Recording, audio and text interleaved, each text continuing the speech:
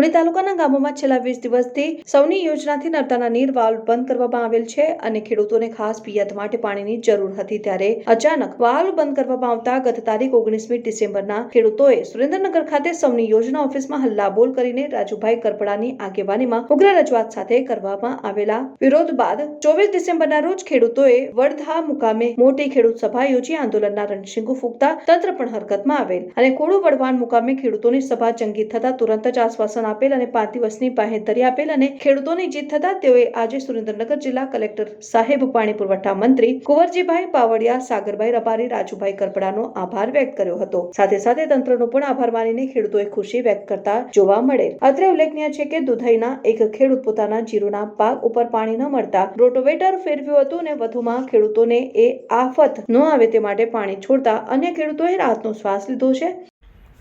સૌની યોજનાનો જે વાલ બંધ થયો હતો આજથી 20 દી પહેલાં, એ વાલ આજ ચાલુ થઈ ગયો છે અને અમને તમામ ગાંધીનગરથી અમને કુંવરજીભાઈ બાવળિયાનો પણ સપોર્ટ મળ્યો છે, કલેક્ટરનો પણ સપોર્ટ મળ્યો છે અને પુરવઠાના બધા સાહેબોનો જે છે અત્યારે અમને બધાને સપોર્ટ મળ્યો છે અને અમને અત્યારે પાણી ચાલુ થઈ ગયું છે અને સાગરભાઈ, રાજુભાઈ બધાએ મહેનત કરી હતી અને એ મહેનત રંગ આવી છે અને ખેડૂતના તમામ જે તલાવ ભરાણા હતા ને એ ફરીને બધા તલાવ ભરી જવાના છે. એટલે તમામ ખેડૂત શાંતિ રાખજો અને શાંતિપૂર્વક બધાના તલાવ ભરી જાય છે અને બધા આપણે અધિકારીનો, કુંવરજીભાઈ બાવળિયાનો ખૂબ ખૂબ આભાર.